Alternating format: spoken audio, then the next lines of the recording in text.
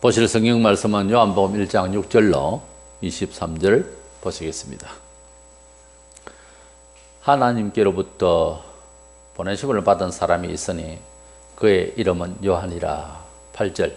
그는 이 빛이 아니요 이 빛에 대하여 증언하러 온 자라.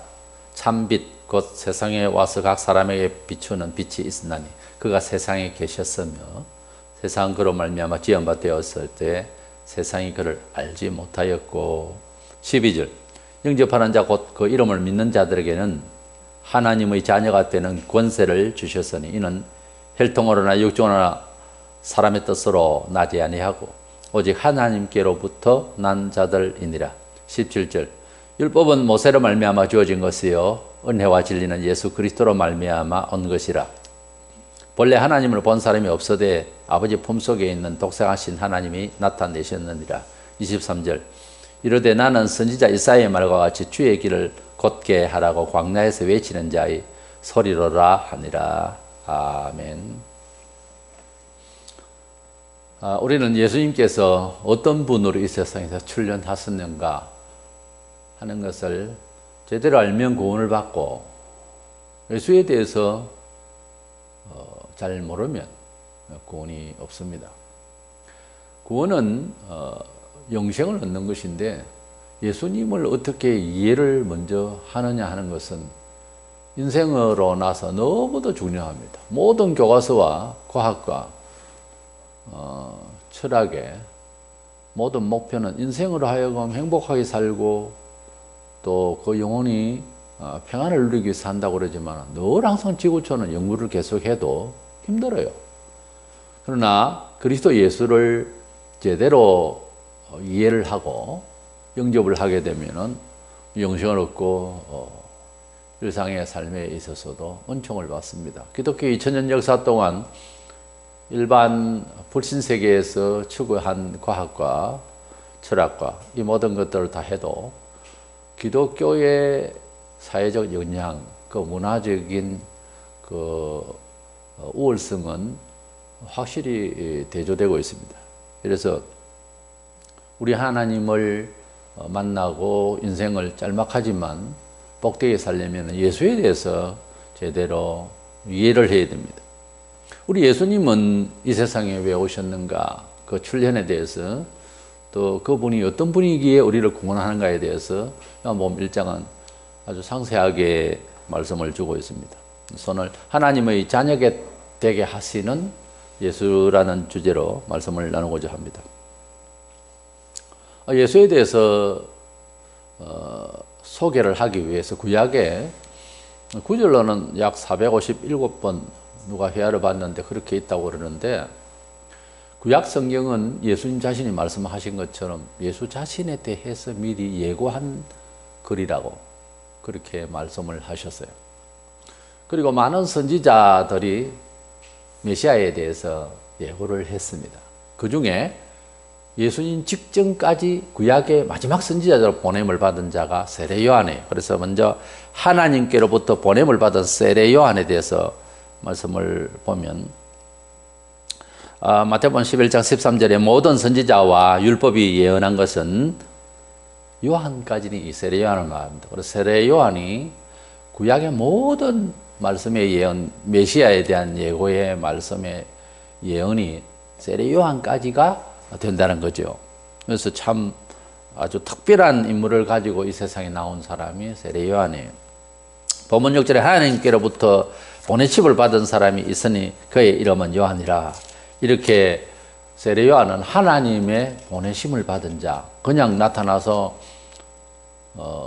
사람들이 목을 끌고 엉뚱한 자기 견해를 말하는 것이 아니라 계시를 받은, 하나님께로부터 계시를 받은 마지막 선지자라고 예수께서도 그렇게 말씀하셨고 이렇게 요한복음에도 증언을 하고 있습니다.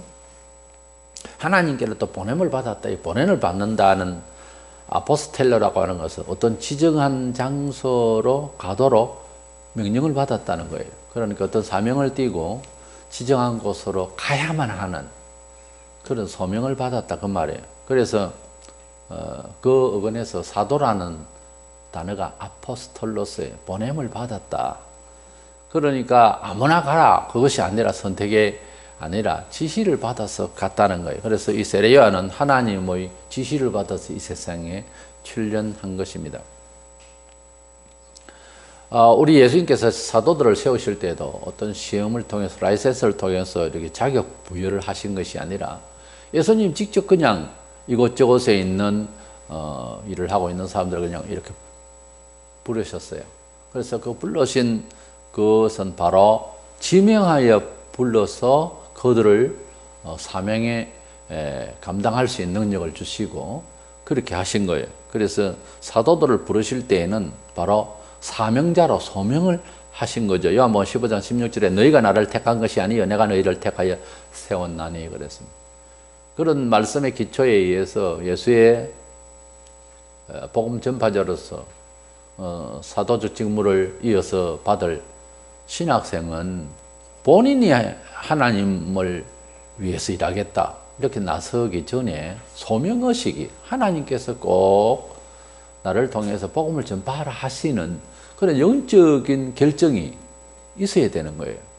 단순히 그냥 환상을 보고 뭐 이렇게 한다든가 또는 단순히 열심이 아니라 안 하면 안 되는 철저한 사명의식이 다른 신자들에 비해서 강력하게 뿌리 내려야 되고 뼈속 깊이 들어와야 됩니다.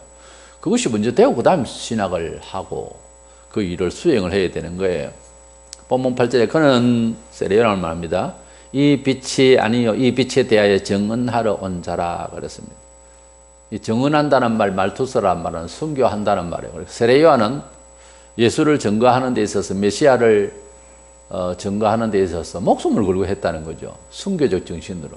그래서 바른 소명을 받은 정확한 하나님의 종으로서의 인생을 살렸고 한 사람이면은 세상의 목숨을 위해서 피신을 하거나 그렇게 간사하지를 못합니다. 왜냐하면 요지부동으로 하나님께서 당신의 말씀을 증거하도록 그렇게 사명을 부여한 사람은 다른 사람들과 유별납니다.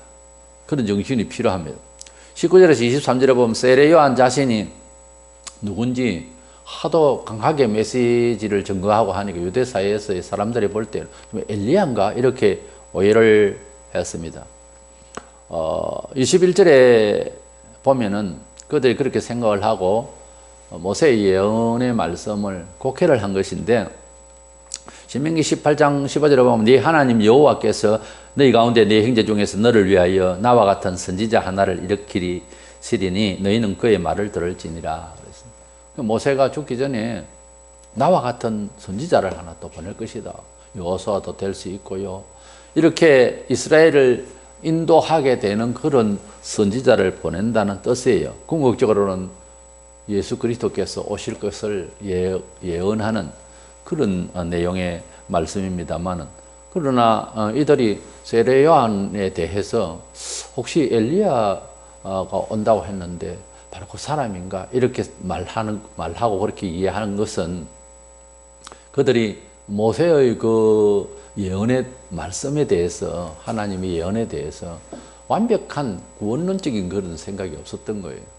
그래서 세례 요한을 엘리야라고 하는 건가? 물론 예수님께서도 마태 11장 14절에 보면 만일 너희가 절개 받을진대 오리라 한 엘리야가 곧 이 사람이니라. 세례 요한 보고 오리라고 한 이렇게 신명기 18장 15절에서 모세가 예언한 모세 입을 통해서 예언된 그 선지자가 바로 이 사람이다라고 주님이 말씀하셨는데 그것은 엘리야와 같이 능력껏 이렇게 전파를 하고 있는 그런 태도에 대해서 엘리야처럼 볼 것을 말씀하신 거예요.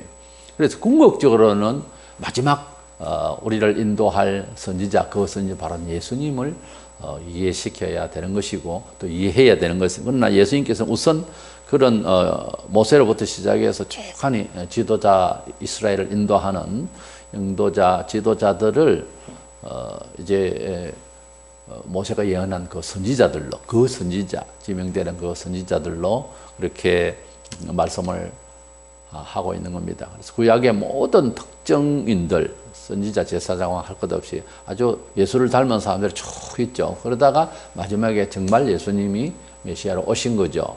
그래서 그 선지자라는 궁극적인 적용은 예수에게 해야 될 겁니다. 단지 이제 세례요한이 구약의 그런 큰 선지자처럼 지도자처럼 그렇게 마지막 시대에 예수님을 증거한 구약의 마지막 그 선지자로서 예언자로서 왔던 거죠. 이래서 사람들이 누가 그 선지자라고 하는 그 엘리야냐? 뭐 이런 식으로 이제 유대인들이 말을 하니까 세례요한은 아니라고. 나는 이사야가 말한 대로 광야에서 외치는 자의 소리. 나는 단지 광야에서 이 광야 같은 이 세상에서 내가 메시아를 영접하라고 회개를 외쳐야 될 그런 광야의 소리일 뿐이다. 이렇게 겸허하게 자기를 엘리야라고. 그래 내가 엘리야다. 이렇게 말하지 않았습니다. 반드시 하나님의 종들은 그냥 종일 뿐입니다. 둘로서라고 하는 말은 목숨 부지는 주인이 알아서 하는 그때 당시 로마체에 있는 그런 종을 말합니다. 우리는 단지 하나님께서 원하시면 일을 수행하게 하시면 하고 하지 말라고 하시면은 안 하는 거예요. 그것이 종된 태도입니다. 이래서 엘리야처럼 생각을 하고 주의 일을 하더라도 해야 되는데 얼마나 많은 사람들 내가 동방의 박사라니 그건 성경을 오해하고 있는 거예요. 동방에서 박사가 나타나가지고 어떻게 한다 하니까 어떤 이단아도 자기를 동방박사로 그건 아니고요. 또 내가 백말탄자라니 이런 고향에 어떤 장로가 그런 사람이 있었는데 그 이단형을 받아가지고 자기가 이래 높아지려고 신격화되고 말이죠. 내가 신분이 신의 아버지 그것도 말이 잘못된 거예요. 그런 용어를 어떻게 씁니까? 내가 중보자노니 중보자 목사노니 그거 전부 교만이에요. 그거 전부 자기 영광주의입니다. 하여튼 이 세례요한은 지명하여 불러서 그를 이 세상에 마지막 메시아 예언자로 역할을 하게 하셨고 과연 하나님으로부터 소명을 받았기 때문에 그런 사명자로서의 역할이 그의 겸손한 인격에서도 보여주었던 것입니다. 그렇다면 둘째 생각하게 되는 것은 우리 예수님께서 이 세상에 오신 근본 목적이 뭔가를 본문에서 기술하고 있는데 예수님이 이 세상에 오신 건 한마디로 우리 죄인으로 하여금 당신을 믿어서 하나님의 자녀가 되게 하시는 데 목적이 있습니다. 예수님은 우리를 하나님 자녀가 될 수 있도록 하시는 데 있어서 무슨 권능으로 어떤 합리적인 그 원칙으로서 또 어떤 우리가 경험을 통해서 어떻게 예수님이 우리를 하나님 자녀로 만들 수 있느냐는 거예요. 한 사람이 나타나가지고서. 그러니까 그 예수님에 대해서 하신 일들과 말씀을 들으면 일반 종교 교주하고 완전히 다르고 과연 우리가 하나님의 자녀가 될 수 있도록 하실 분인 것을 깨닫게 되는 거죠. 그렇다고 하는데도 그럴 리가 없다 하는 건 당신의 경험적 지식의 판단 능력일 뿐이지 남의 이야기를 그냥 우리는 필요 없다, 우리는 불교다. 석가는 예수님보다 약 500년 더 먼저 나셨어요. 우리가 가령 중세기 시절에 대한 이야기를 기독교인들은 다 듣습니다. 불만하지 않아요. 그런데 가령 이순신에 대해서 봤습니까? 그의 사적과 그리고 이런 고고학적인 이런 걸 통해서 얼마든지 증거가 되어서 우리가 그 시대에 안 살았지만은 우리가 믿지 않아요. 아주 촌에서 그런 이야기 있어요. 서울 가본 사람과 가보지 못한 사람이 싸우면 못 가본 사람이 이긴다고 하는 말이죠. 무식한 그런 고집이죠. 우리가 예수에 대해서 잘 모르면 배우려고 해야 되는데 이 위대한 역사가 있는데도 지승이라는 사람이 단바야 그냥 자기 기분대로 예수를 탁 하니 이 작은 입으로 함부로 말을 하고 그건 어느 도단이에요. 그건 아주 불경스러운 태도입니다. 성인이라고 하면서 예수를 그렇게 대할 수가 있습니까? 우리 예수님은 어떤 분입니까? 먼저 참빛으로 오신 예수님으로 말씀하고 있습니다. 본문 9절에는 참빛, 곧 세상에 와서 각 사람에게 비추는 빛이 있으나니 예수님을 말하는데 우리 세상에는 어두운 정신문화를 밝혀준 귀한 선생들이 많았습니다.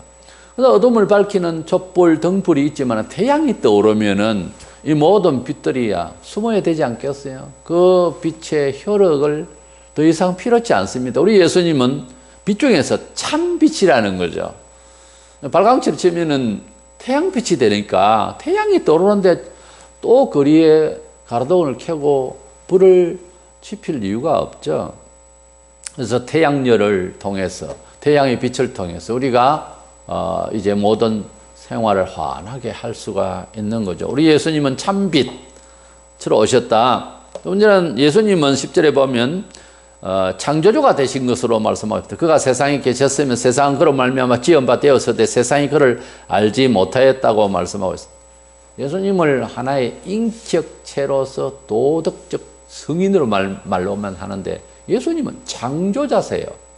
이것이 불신세계에는 전달이 안 되고 있는데 예수님은 세상을 지으시는 분이에요.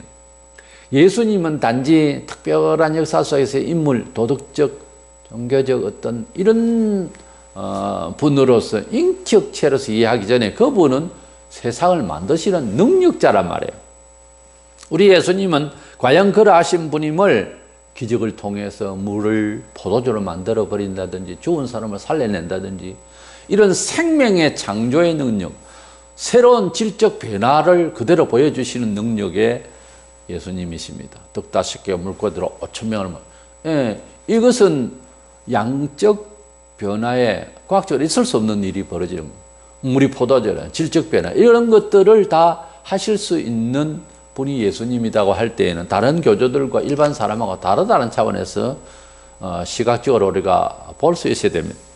그리고 예수님을 영접하는 자는 이제 하나님의 자녀가 되는데 그 내용을 우리에게 말하기를 하나님께서 우리를 그렇게 믿어지고 예수님을 구주로 믿어지고 영접하게 되고 그래서 하나님의 자녀가 되는 이것이 하나님께서 계시하셔서 되어지는 아주 심오한 일임을 말해 주고 있습니다. 12절 13절에서 예수님을 영접하면서 하나님의 자녀가 되는 것은 인간적으로 되는 것이 아니라고 그렇게 강조해 주고 있습니다.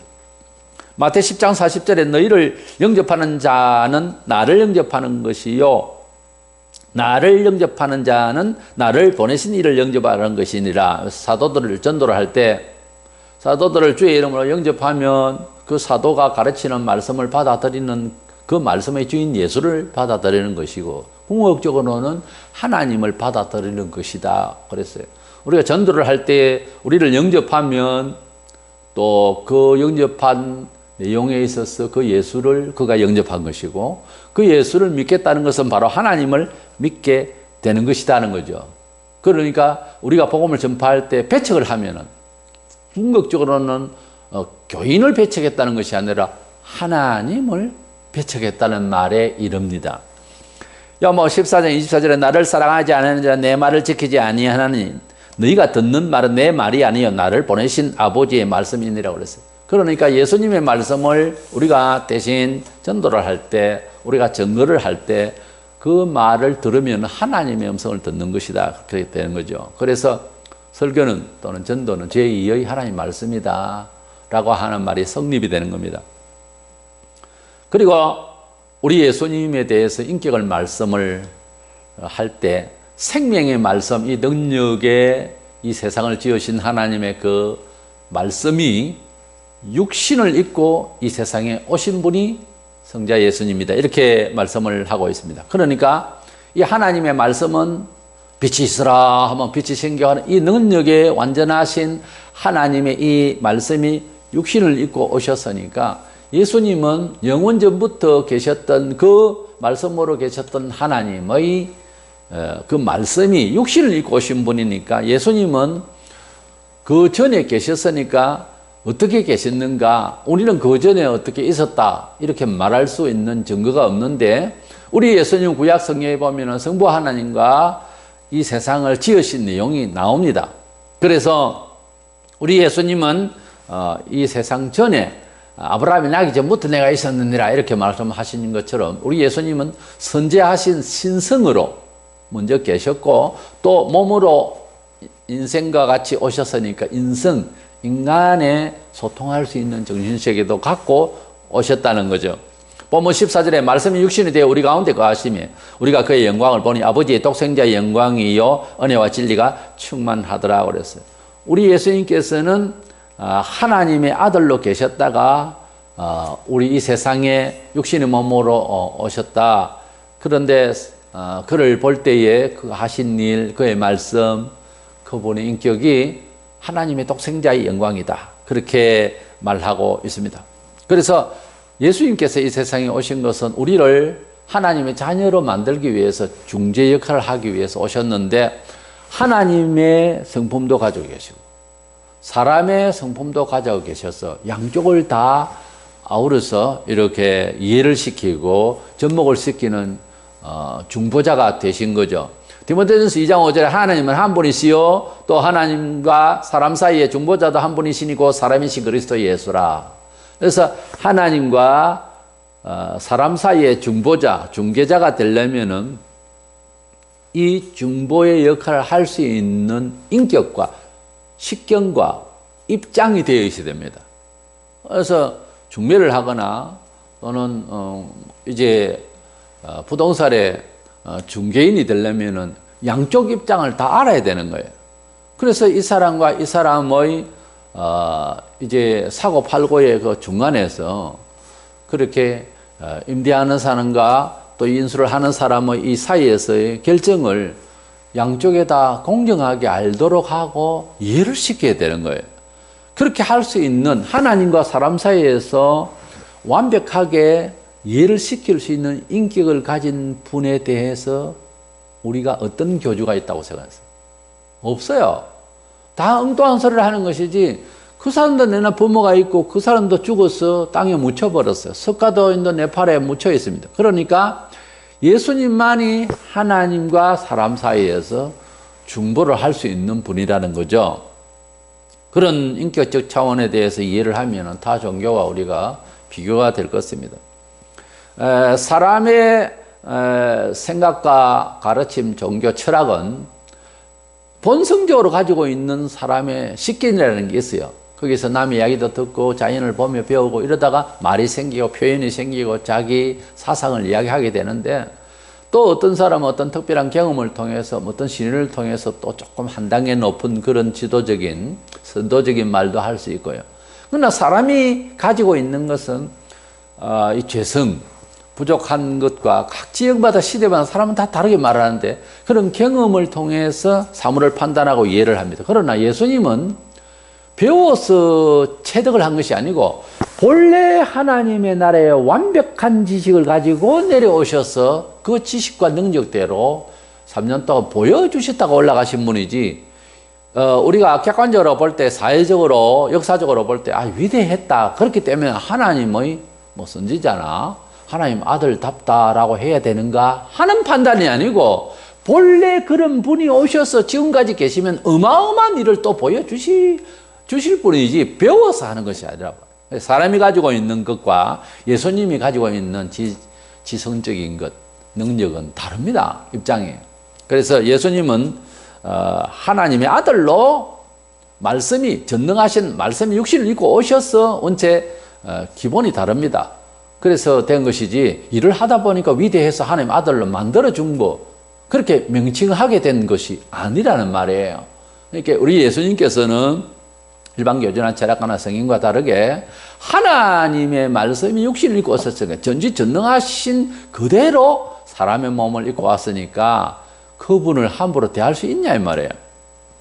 그 다음에 우리 예수님은 육신으로 오시기 전부터 이제 영원 전에 계셨다 하는 점을 믿어야 되는데 그분이 하신 말씀 중에서 여러 말씀이 있는데 요한복음 8장 58절에 예수께서 이르시되 진실로 진실로 너희에게 이르노니 아브라함이 나기 전부터 내가 있었느니라. 이상한 교주들도 자기가 전생에 어쩌니 이런 말을 하기를 하는데 그러나 그것을 확답을 받고 확정을 하고 인식을 하려면은 객관성이 있어야 됩니다. 무슨 근거로 그렇게 말합니까? 근데 우리 예수님께서는 구약에 보면 당신의 그림자가 보입니다. 보이고 예수님께서 죽음하고는 관계없는 이런 일반 인생은 뭔 소리를 하더라도 다 죽잖아요. 근데 우리 예수님은 죽으셨으나 부활을 하셨어요. 왜냐하면은 죄가 없었고 본래 죽을 사람으로 존재한 것이 아니고 그 영원한 신성을 갖고 계셨기 때문에 그렇게 하늘로 올라가신 것입니다. 왜냐하면 내 아버지 집으로 본래 있는 대로 간다고 했어요. 어쩌다 보니까 붕붕 날라 올라간 것이 아니고 내 아버지 집으로 본래대로 간다는 거예요. 본래 간다는 말은 기억이, 신성이 먼저 존재하심이 있었다는 거죠. 내 아버지 집에서 왔다가 간다는 거예요. 이런 식의 교주가 어디 있어요? 없습니다. 헛소리만 하고 자기가 뭐 전세가 뭐니 하는 이런 말은 믿을 수 있는 근거가 없잖아요. 그 다음에 이 본문에서는 구약에는 율법을 통해서 사람이 하나님을 경외하게 되고 은총을 받고 뭐 이런 내용이었는데, 그러나 그 율법이 현실이 되고 그 율법대로도 지키지 않고 그러고 있었습니다. 그래서 율법을 이제 어떤 사람의 도리에 대해서는 두고라도 종교적인 행사 또는 절기라든지 이런 것은 이제 폐지를 했어요. 왜냐하면 우리 율법이 주는 그 한계를 벗어나서 더 은혜롭게 하나님 접근할 수 있는 방법이 바로 예수 그리스도의 십자가의 죽으심을 통한, 예수 그리스도의 교훈을 통한 하나님을 접근하는 방식으로 하나님께서 신약의 이 은대로 또 설정대로 이렇게 구원의 길을 우리에게 주신 거예요. 본문 17절에 율법은 모세로 말미암아 주어진 것이요 은혜와 진리는 예수 그리스도로 말미암아 온 것이라 그랬습니다. 모세는 구약 성경의 대표가 아니라 신구약에서 모세만 한 사람이 없어요. 지도자로서는. 근데 그에게도 약점이 드러나요. 불쑥 화를 낸다든가 성질을 부린다든가 그렇게 40년 동안 광야 생활을 하고 혼자서 그렇게 인생 교육을 잘 받고 이제 나이 80에 부름받아서 애고에 있는 형제들을 구원하러 갔다가 이스라엘 다 홍해를 건너게 된 기적을 체험하게 되고 하는 상황이 왔는데도 광야에서 하는 행동에 대해서 아주 하나님과 무례한 행동을 또 합니다. 이것은 사람은 다 약점이 있고 문제가 있다는 거죠. 아브라함도 마찬가지고 야곱도 마찬가지고 다 문제가 있는 거예요. 사도 베드로도 마찬가지고. 이래서 사람은 다 허점이 있는데 이 허점을 가진 사람에게 비록 하나님께서 직접 주신 계시지만은 이 사람을 통해서 주신 뭔가 이런 것은 한번 건너뛰기 때문에 여기에서 문제가 발생하는 거예요. 그래서 율법은 한계가 있지만은 그렇다 율법이 틀리다는 말이 아니라 그것은 어디까지나 사람을 통해서 준 거지만은 은혜와 진리, 은혜와 참됨은 하나님의 아들로서 이제 주어진 것이다. 바로 예수 그리스도를 믿음으로써 예수 그리스도께서 어떻게 오셨고 무슨 일을 하셨고 예수 그리스도의 죽으시면 우리와 무슨 상관이 있으며 부활하시고 성천하시고 재림하실 것까지의 그 예수를 통한 하나님을 접근하는 방식, 예수를 통한 하나님이 새롭게 구원하시는 방법, 이것은 율법의 조문하고는 완전히 다르다는 거죠. 그래서 은혜와 진리가 되는 것은 바로 예수 그리스도지 구약의 율법을 가지고서 하나님을 접근하는 것은 아주 이것은 구태의한 방법입니다. 이래서 우리 예수님에 대해서 충실해요. 그래서 성경을 읽을 때에도 사복음서를 즐겨 짚어가면서 은혜롭게 읽을 수 있으면 좋겠습니다. 마지막으로 7번째는 예수님께서는 공개적이고 아주 객관적인 그런 믿을 수 있는 신빙성이 있습니다. 예수계는 무슨 불교처럼 일상수도를 하고 그래서 문화 탈피를 하고 간다든가 또 이단들 보면 어떤 지정 이상한 장소에서 세상과 단절하고 일상의 어떤 상식 또 문화생활에 대해서 아주 오해를 시키는 이런 집단들이 있습니다. 그러다 나중에 보면은 엉망이 되고 그게 집단 자살도 일어나고 완전히 사람이 가정도 파괴되고 엉망이 되는 겁니다. 이단들이 특색이에요. 이러한 것들은 자기들이 가지고 있는 주관이 사회 속에서 객관성이 없다는 거죠. 우리의 인격, 한 개인의 인격, 예수를 믿는 것도요. 혼자만 잘 믿는다 이래가지고 안 되는 거예요. 역사적으로 완전히 소돔 고모라 같은 시가 되더라도 이 세상에 적어도 자기가 믿고 있는 주관이 그동안의 기독교 역사를 볼 때에도 증거가 되든지 하다못해 말세는 쪽으로 보면 적그리스 시대가 오면은 이제 내 믿음을 어디다가 이걸 평가를 받아야 될지 헷갈릴 정도로 어두운 시기가 올 겁니다. 그때에도 성경에는 어떻게 믿어야 될 것을 말씀하셨는지 보고 그렇게 말하고 의식하고 살고 있고 하면 그게 정상적인 믿음이에요. 이게 참 중요합니다. 자기를 관리하는 데에 있어서 대부분의 일반적인 보편적인 이 사람의 정서라고 하는 것은 그 시대에 그냥 물들어요. 그것이 이제 굉장히 두려운 겁니다. 또 잘못 믿는 것은 외람되게 말이죠. 이렇게 속이고 확실하게 보여주질 않습니다. 오늘날 포스트 모더니즘으로 전통적이고 객관적이고 역사적인 이런 공익된 홍익적인 이런 생각을 버리고 아주 자기 알아서 살겠다는 거예요. 그 자기 마음대로 산다는 그것만큼 위험한 게 없습니다. 사람은 누군가 견제를 받아야 되고 감사를 받아야 되는 거예요. 이 장사가 없어요. 그래서 목사의 고독이 된다면은 부목사, 강도사, 전도사 때는 윗사람이 있어서 관리를 해줘요. 그때가 좋습니다, 오히려. 근데 이제 알아서 해야 돼요, 목사는. 여기에서 목사의 자신의 영혼을 컨트롤하는데 상당히 어려움이 있습니다. 그 어려움이 없다라고 생각하고 벌써 그것은 타락이에요. 그래서 자기 영혼을 견제해 줄 수 있는 스승 혹은 어드바이스 할 수 있는 친구 또는 부부 사이 굉장히 중요합니다. 이것이 없으면은 그 다음에는 방종이 되는 거예요. 사람은 여지없이 누구나 장사가 없어요. 그래서 항상 견제해 줄 그런 분이 옆에 있는 것이 참 중요합니다. 사도 요한은 세례 요한은 참 20절에 드러내어 말하고 숨기지 아니하니 그랬어요. 지금 요한이 메시아를 이야기하고 요한이 전하는 복음의 소식은 어디 한 귀퉁이에서 산골짜기에서 이야기하는 것이 아니라 공개적으로 드러내서 이야기를 한다는 거예요. 복음이라고 하는 것은 우리의 삶이 기독교적인 삶이 예배당 안에서만 잘 믿는 것이 아니라 일반 사회에서 그 복음이 그냥 히스토리가 돼야 되고 그냥 삶의 스토리가 돼야 되고 그냥 삶의 현장이 돼야 되는 거예요. 원래는 그것이 원칙이에요. 자기를 평가할 때 그러고 있는지 객관성이 있는지 우리 교단이 나의 믿음이 나의 사상적 주관이 혹은 내 고집이 이게 객관적으로 말이 되느냐 하는 것을 꼭 반성의 귀한 표준으로 삼아야 됩니다. 반드시 드러내어져야 됩니다. 우리가 믿는 믿음이 다 전달되거나 표현되지는 못하더라도 드러날 것은 드러나야 되는 거예요. 그래서 기독교는 무슨 소승불교 같은 그렇게 자기만을 돌을 따는 그런 게 아니고 문화 속에서 이렇게 같이 공유할 수 있는 또 그렇게 믿어보라고 할 수 있는 본으로서 나타나야 되는 겁니다. 또 보면 11장 33절에 누구든지 등불을 켜서 몸속에나 말 아래에 두지 아니하고 등경 위에 두나는 이는 들어가는 자로 그 빛을 보게 하려 함이라 그랬어요. 우리가 참 빛이신 예수 그리스도를 영접하고 우리 속에 생명의 빛이신 예수님 말씀, 생명의 빛이신 참 빛이신 예수님이 계십니다.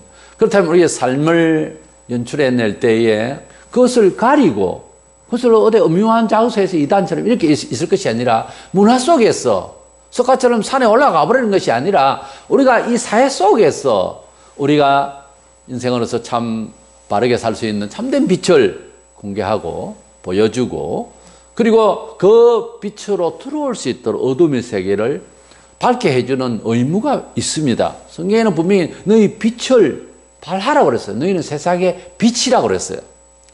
이래서 우리는 우리 예수님께서 이런 여러 본문을 봐서는 출에서 7가지를 설명을 해드렸는데 이런 여러 가지의 증명을 통해서 보면은 우리 예수님은 일반 교주와 다르다.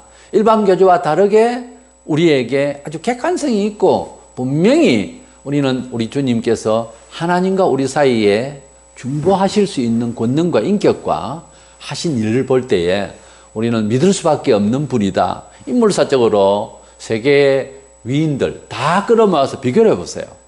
예수님과 같은 분이 있는지.